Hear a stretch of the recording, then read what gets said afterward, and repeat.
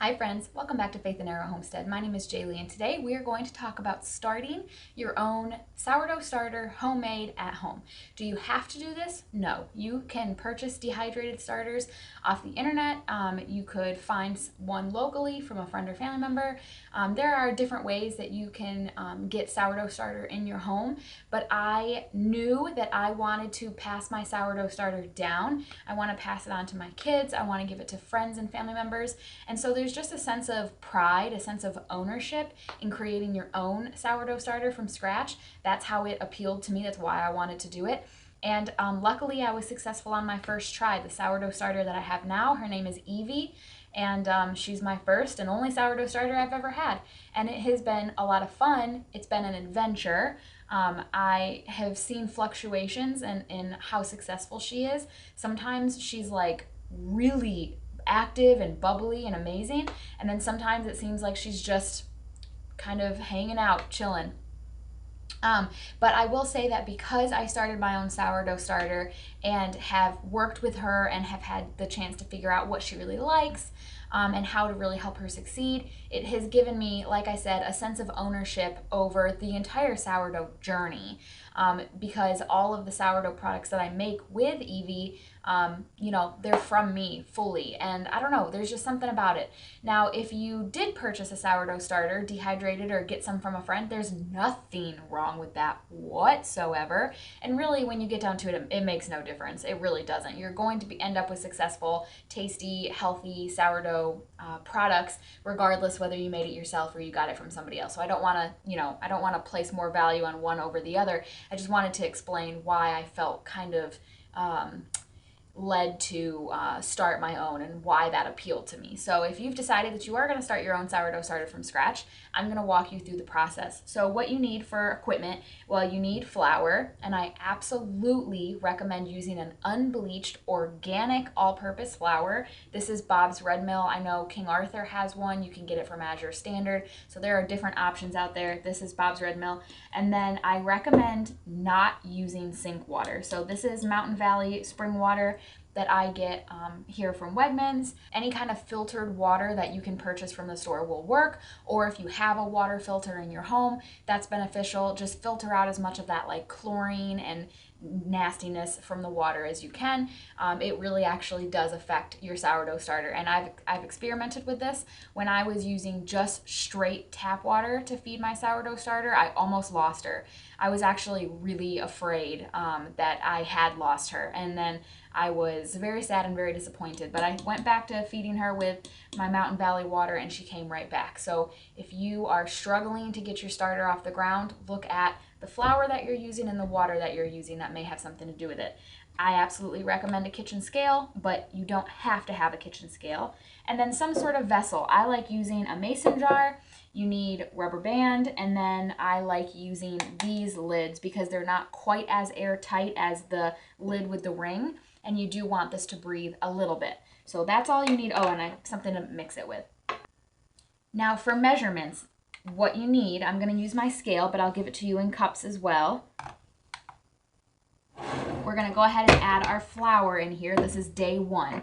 I'm going to try and make sure that I clearly label this so that it's very easy to follow. So for day one, you want 60 grams of flour, and that is also approximately half a cup. Now this does not have to be super scientific and super precise.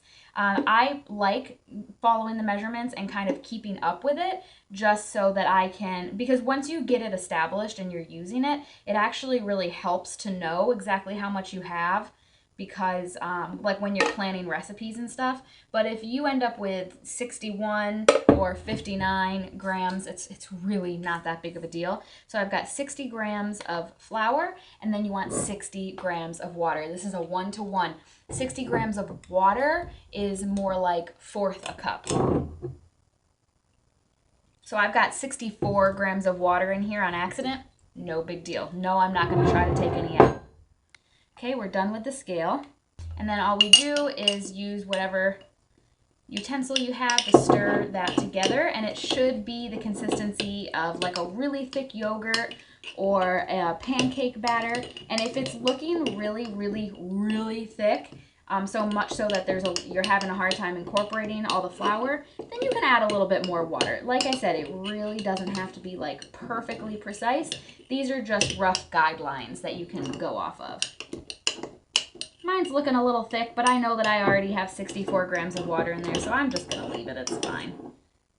And then this is naughty, I use my fingers to my hands are clean, I just washed them. And I've heard people say, I'm in so many Facebook groups, I've heard people say that the natural yeast that's found like on your skin and stuff helps your sourdough starter. And I don't know if that's true, but I kind of like to think that it does because my sourdough starter is like a little piece of me, you know, literally. All right, now what you want to do, I've got a rubber band here. You want to mark where your sourdough starter is in the jar. I like to try to get it pretty precise, especially here in the beginning. And then I take my lid and I screw it on, but I don't make it super tight. Like it's on there pretty loosely. And in fact, I'm seeing this lid has a crack in it. Fine. You don't want it to be super duper tight. You want it to be able to breathe. You want the yeast to be able to get to it and whatnot. And that's it. So now let's talk for a minute about what you can do to really optimize your success here.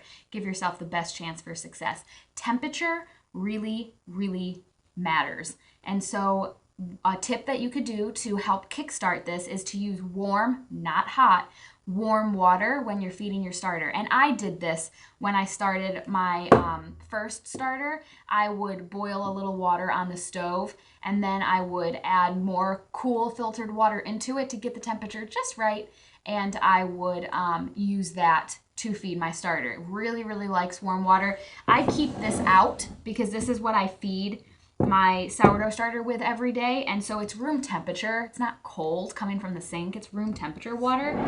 And so that's what I used this time. I did not heat it up. But if you are feeling like your sourdough starter is just really not taking off, it's really laggy, try feeding it with warm water a couple of times and that might really kickstart it. The other thing that you really need to pay attention to have success with this needs to be kept somewhere warm. It is wintertime right now as I'm filming this, and my house is kept at 65 degrees in the wintertime, and that's too cold. Now, my established sourdough starter doesn't mind. It is fine, it does fine. But to start one, it really needs to be warmer than that. You're looking between 70 and 85 degrees to really be successful with this. So I am keeping her we are in my homesteading room right now. I have my seed starting set up and I have seedlings in here. So the lights are on. This is absolutely the warmest room in the house. The door is kept closed so the cat stays out of here. I've got my grow lights on in here, and I have a heater that I periodically turn on to help keep this room warm. So this is its best bet. And my computer's in here, and I'm often on my computer doing editing and whatnot. So I'm going to set this on top of my computer tower in my homesteading room. I think you can see it. Yeah, you can. I'm going to set it right here. And then when my computer's on, it'll help keep it warm. I'll have that heater going, the grow lights in here, and this room is definitely warmer than the others. Some things that you can do, when I was the first few days that I was trying to get my sourdough starter off the ground, I kept that same pan of water on the stove. I would turn it on, let it cool a little so it was more like lukewarm, and I would sit the jar down in that water. It was just a small little saucepan, so it wasn't overflowing the jar. It was just kind of like up the sides. And I would let it sit in the warm water. And the first like 3 days, I kept it in there. I kept it in a pot, little saucepan of warm water, and that seemed to really, really jumpstart. I think that might actually be why I was successful with that first go round. So that's a great tip. I know that you can put it in your oven with the oven light on. I've seen people use heating pads like that you'd use like if you were having cramps or something, like a heating pad, you could do that. The heating mats for seedlings, those, I've seen people use that. If you have a proofing box, if you have a wood-burning stove, you could keep it near the wood-burning stove. So many different things. You'll have to see just what fits your situation, but the temperature that you keep the sourdough starter is very important for it jump starting. And then, yeah, having a good quality flour, having a good quality water. If you want, another thing that you could do to jumpstart your starter is to use a little whole grain flour. Obviously, I want to recommend to you freshly milled whole grain, but if you get whole grain flour from the store, which I don't usually advocate for, but it does help jumpstart your starter. So if you have a little bit of that kicking around, I would never recommend somebody go buy a bag of whole grain flour from the store because I'm so against it. But if you already have a little bit, you could do half and half or 20-80 in your starter and just use a little bit of whole grain flour. That could jumpstart it. Typically when I'm feeding my regular sourdough starter, I do 50-50. I do 50% just like white all-purpose and 50% freshly milled flour, and my starter has been living on that for a while now and really enjoying it. I don't necessarily do that because it's healthy for the starter. I do it because sometimes I just consume the sourdough starter without adding anything else, like with my sourdough pizza crust or with sourdough crackers. And so I like to have a little freshly milled flour in there just for my own health purposes. But yeah, so today is day one. We're gonna let that sit over there. We're not gonna touch it. We're not gonna fool with it. Oh, one more thing I wanna say. Another reason I have it in this room is because I have my regular sourdough starter in the kitchen and I don't wanna cross-contaminate. I really want this to be a true experiment. I really wanna start a brand new starter with you guys for the purposes of this video. And so I have it in a totally different part of the house from my existing sourdough starter. So we're going to use the wild yeast that's in the air here in my homesteading room, and we're going to start a brand new starter. So I'll see you guys the next day. Don't fool with this. If you want to move it around to keep it in a warm location, you can do that, but don't take the lid off. Don't fool with it. Don't do anything with it. Just leave it alone for the first day. All right, friends, today is day 2 with our sourdough starter. Why don't we go ahead and take a look at it? So as you can see, we've had no rising action. There are some bubbles in there, but I never know. I had bubbles with my first one too, and I don't know if that is just a coincidence or if they're just air bubbles or if that is activity. I'm not sure, but there was no rise. Now, your starter may have a grayish, let's see if I can get you to see this. Whew, that's stinky. Let's see. Oh, it may have a grayish liquid on top. It's hard to see, mine does, and that is normal. That's called, well, what I've seen it called, what I call it is hooch, and that is your starter signaling to you that it's hungry. And my regular starter gets hooch. If I leave it for a couple of days out at room temperature without feeding it, it gets a grayish liquid or film on top called hooch, and you can scoop it out or you can just mix it in. I always just mix it in and I've never had a problem with it. However, today on day 2, we're going to do absolutely nothing. We are going to leave this alone for another full 24 hours and we will deal with this tomorrow on day 3. So day 2, you can look at it and you can, be like, oh, is it happening? But don't touch it. Don't do anything with it. And if you smell it and it stinks, don't worry. That's normal. All right, friends, we are on day 3, although I am a little confused and also a little bummed. My starter, so the sourdough starter that we're creating together, yesterday I filmed day 2 and I showed it to you and I said, no activity, that's okay, that's normal. We are going to let it rest another day. We're not going to do anything to it. I showed you the gray liquid that was on top. And then this morning when I came in here, it had risen.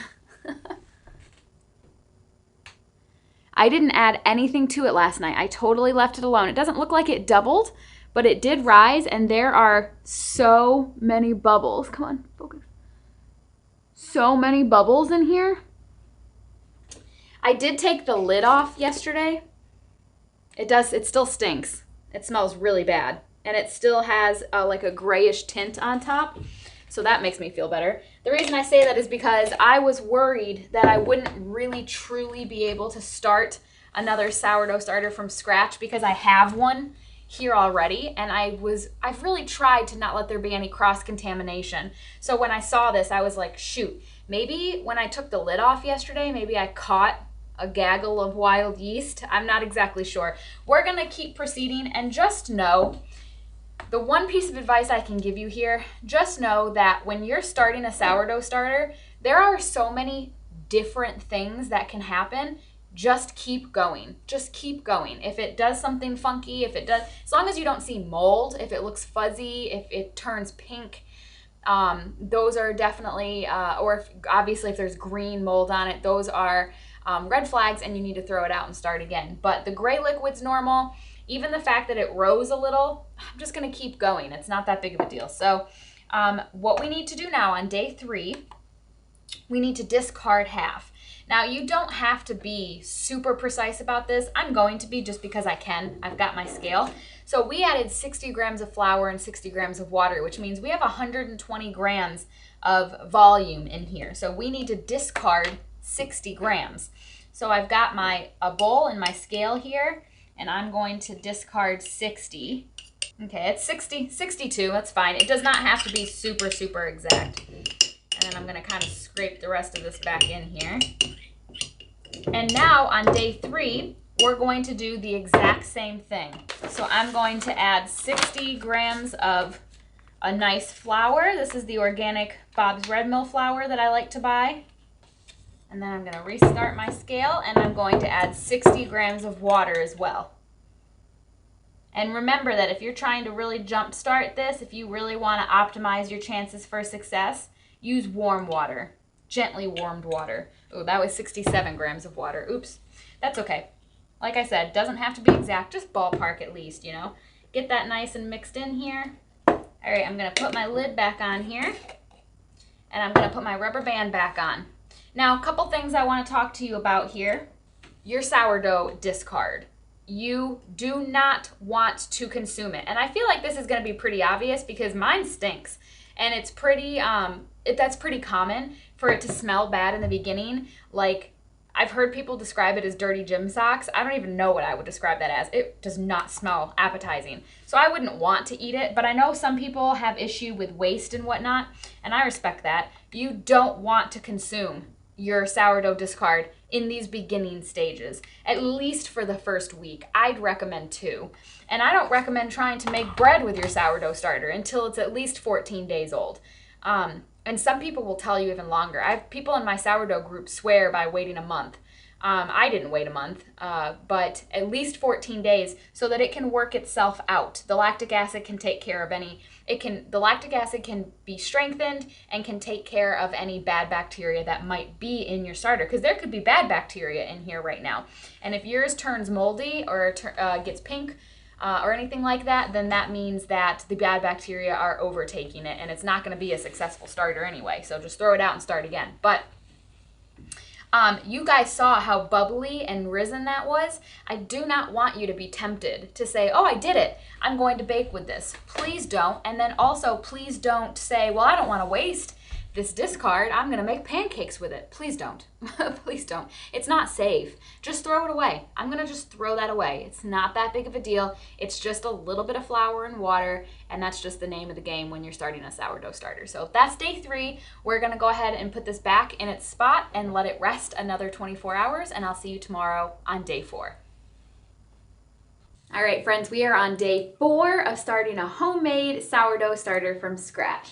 So I've got this baby over here, and so, we got some interesting stuff to look at here. So, as you can see, we've got some bubbles. This was actually probably around here-ish, and it had fallen, but look, do you see that layer of liquid? That happens. That's not uncommon, and it just means that my starter is hungry and ready to be fed. I think I've said this before. It's called hooch. Let's smell it. It still stinks, but it does not stink as bad as it did yesterday. So today's day 4. Days 4, 5, 6, and 7 are all the same. So we're going to pour out 60 grams of the starter, which mine is very wet, which tells me I have too much liquid. I need to pare back on the water a little bit, which the last couple of times I fed it, there have been too much water, so that's fine.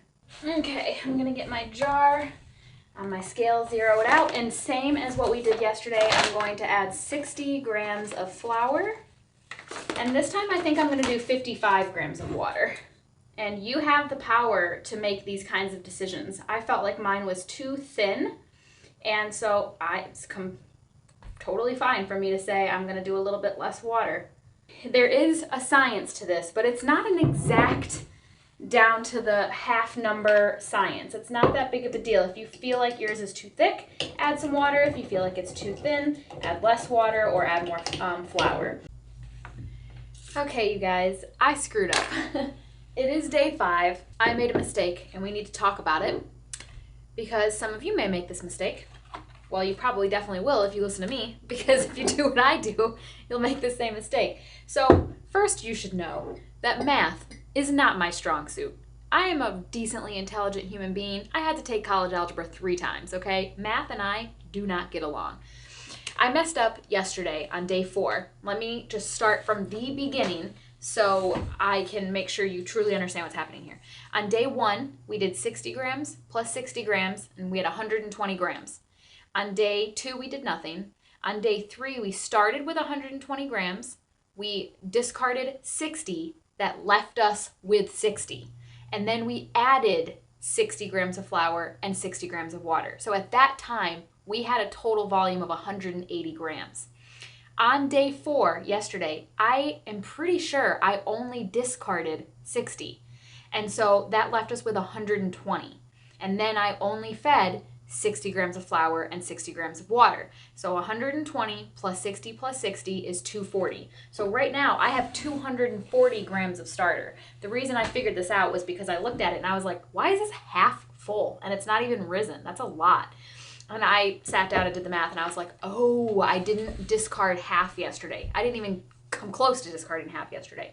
So what I'm going to do, just to clean the slate for me so that I can understand what's happening, today, I'm going to discard 180. It's going to leave me with 60. So I'm kind of starting over again. Not really, because we're establishing our starter and I've got bubbles in here and everything. It's starting to smell a little better. It still stinks, but it's smelling better every day. And I'm just going to start fresh with 60. So here's the deal. Here's the deal. This is probably going to vary person to person. It depends on how often you feed it. Are you feeding it once a day? Are you feeding it twice a day? Are you eyeballing your discard and your feedings? You know, if you're not using a kitchen scale. So really the important thing is the whole concept of discarding and feeding, half is that you want to make sure that the yeast has enough food. And this will tell you if it doesn't have enough food. It'll get that layer of hooch, that gray flavor, or that gray color. It'll smell, it already smells bad, but it'll smell really, really bad when it's hungry. And it will have poor activity if you're not feeding your starter enough. So make sure that you're discarding an adequate amount and make sure that you are feeding it an adequate amount. That's the point. I don't like talking about the numbers. I'm not good at the numbers. But I did not have a lot of activity today, and I have the gray liquid on top, and I have a ton of starter, and these are problems. So I knew I had done something wrong. So your starter will communicate with you and kind of tell you where you're at and what you're doing. But I just needed to come to you guys because the numbers from yesterday are not going to add up. So I don't know how I want to do this yet. I don't know if I'm going to write up a blog post, write it like a recipe, put it down in the description. I'm not exactly sure how I'm going to give you this information in written form, but I'll make sure that it's much more clear. And like I said, I'm not qualified to do this. I'm really not. I've been dragging my feet creating sourdough content because it's hard and it can be confusing, and there are some greats out there already doing a great job. But like I said in my New Year's video, I want to throw my hat in the ring. So this is me doing that. I'd rather kind of scale back because if I'm going to now feed half, if I kept, there was 240 in there. If I only discarded 120 and it left me with 120 grams, I'd have to feed 120 grams of flour and water, and that's a lot. So I'd rather discard enough to keep it manageable in this jar. That's kind of where I'm at with it. We'll see as time goes on what we end up doing. Maybe a good idea, if you're worried about the math, would be to just write it down. Just keep a record of it. So I discarded 180, I had 60, and then I added 60 grams of flour and 60 grams of water. So I'm going to end up with 180. So I've got 180 grams of starter in here. So going into tomorrow, by writing it down, I'll have a better idea of what it is I need to be doing.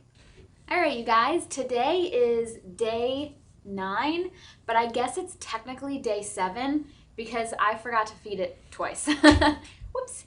But that's okay. I was beating myself up about it, but then I was kind of glad that it happened, because this just goes to show that this process is really not that serious. And in the 9 days since I've started this starter, I forgot to feed it 2 of those days, full 24 hours, and it's doing great. So here she is. And I am bringing her to you on, I'm going to call it day 7. And the reason I'm choosing now to film is because I fed her 2 hours ago. So 2 hours ago, and she is not doubled, but risen quite a bit, and is bubbly and active and happy. And so that's how you know your sourdough starter is doing well, is at least well on its way to becoming established, when it is quickly responsive like that. And consistently responsive. You want it, this isn't just a fluke, it's been doing this. And so that's really what you're looking for. Lots of bubbles. After feeding, you see a rise, and then it falls, and that means that it's hungry and needs to be fed again. So this starter is doing really well. The other thing that you want to look for, this smells, it doesn't smell good yet, because my established sourdough starter smells so good. Every single time I take the lid off to feed it, I take in a big breath of it, because it just smells so good. And so this doesn't smell quite that good yet, but this does not smell like stinky gym socks anymore at all. It smells quite almost appetizing. And we are on our way to having ourselves a nice, healthy, safe starter. Today's day 7, day 9, depending on how you want to look at it. And I still would not bake with this for a few more days. I really, really encourage you to wait the 14 days to make sure that you have a super healthy, well-established, safe sourdough starter. But at this point on day 7, what I want you to do is actually change this out into a new, clean jar. So I'm just going to use the same size jar. I've got a clean one here, and I already fed her today, so I don't need to feed her again right now. Look at that. That looks really good. All of those bubbles, it's not just liquid, it's stretchy and kind of elastic. That is very good looking sourdough starter. So we did it, guys. We started one from scratch really easily, no problems. Even with my little hiccups there, we still ended up with a successful starter. And that's why I have kind of gotten the courage to put out sourdough content, because trust me, guys, the sourdough community can be brutal. I'm in a lot of sourdough groups on Facebook, and some people take their sourdough very seriously. So for me to come to you guys with this kind of haphazard, mistake riddled video, it's kind of intimidating, but you should know, it's valuable information, I think, to know that it's not that serious. Can it be that serious? Sure. I mean, you can be militant about this if you want to be, but we still ended up with an active sourdough starter, even with all of the mistakes that I've made. And so it can be done. It's totally reasonable. I do want to mention one thing. I did the editing today for the first part of this video, and I want to talk to you for a second about the numbers, because I tried it 2 different ways. On day 5, we ended up having 180 grams of starter. So the next day that I fed it, we started with 180, and I discarded half, which is 90. And so I had 90 grams of starter, and then I would have needed to have fed it 90 grams of flour and 90 grams of water. But I didn't want to do that because that would start the trend upwards to having more starter in here. And I did not want to use that much of my resources, because the discard when you're starting a starter needs to get thrown away. You should not consume it. And I didn't want to waste that much. So on day 6, I fed 60 and 60, even though the quantity in here was 90. And it was a small enough difference that it was fine. It did okay. But that left me with 210. So on day 7, I had 210 grams. I ended up deciding to discard 150. That left me with 60. So I fed 60 flour, 60 water, and it left me with 180. So then what I've been doing, I'm starting with, I have 180 grams. I'm discarding 120 to get back to 60. And then that way I'm only feeding 60 grams of flour, 60 grams of water, because I don't want to have to waste that much discard. So I think that's how I'm going to write it up when I think I'm going to do a blog post on my website, and I'll link it in the description so that you can follow along with the written version. It's not what I see other people doing on their videos and on their blog posts about this, but I like this better because my starter was still very successful and I still had no issues with it by discarding so that I only have 60 grams when I feed. And then doing a 60 and a 60. So I just wanted to offer that clarification. That's what I decided to do, and that's how I'm going to write it up. And it worked out fine for me because I don't think it's necessary to waste all of those ingredients by gradually increasing the amount of starter that you have, discarding half, and then having to feed that amount back. It's just, I just don't think that's very necessary. And honestly, that's not how I manage my active sourdough starter, my regular one. Usually I will use it in recipes and I'll have only like a tablespoon left in there. I don't keep a lot of starter on hand. And so I don't want to keep a lot of this on hand either. I just don't find it necessary. And I know that you can have a successful starter without having all of that excess waste. So that's how I've written it up. I hope that made sense. I'm glad that this happened, even though I wish that I came to you with an error-free sourdough starter video. I'm glad that it happened because it really got me to thinking about the waste aspect, because I know it bothers a lot of people. I've heard it said and I've seen it in comments and stuff. And so this is a great way of being conscious about the waste, but still making sure that you're getting your starter fed appropriately. So that's what I'm going to do. I'm going to write it up in the blog post. That'll be linked down in the description so that you'll have a written version of these instructions to follow. And I really hope that this was easy for you. And I know the numbers made it sound kind of hard, but I promise it's not hard. You'll have the timeline in the blog post. You can follow it so that it's easy, stress-free. You don't have to think about the numbers. But even if you did think about them yourself, it's basic math. It's just a matter of keeping up with it. I do recommend writing it down. I hope that this was encouraging for you in your own sourdough starter journey, and I really hope that you give it a chance. And what I would really love is if you follow me on Instagram and you start a starter of your own using these instructions. Let me know down in the comments or on Instagram, but I like Instagram because you can send me pictures. And let's talk about it. I want to congratulate you when you are able to start your own from scratch.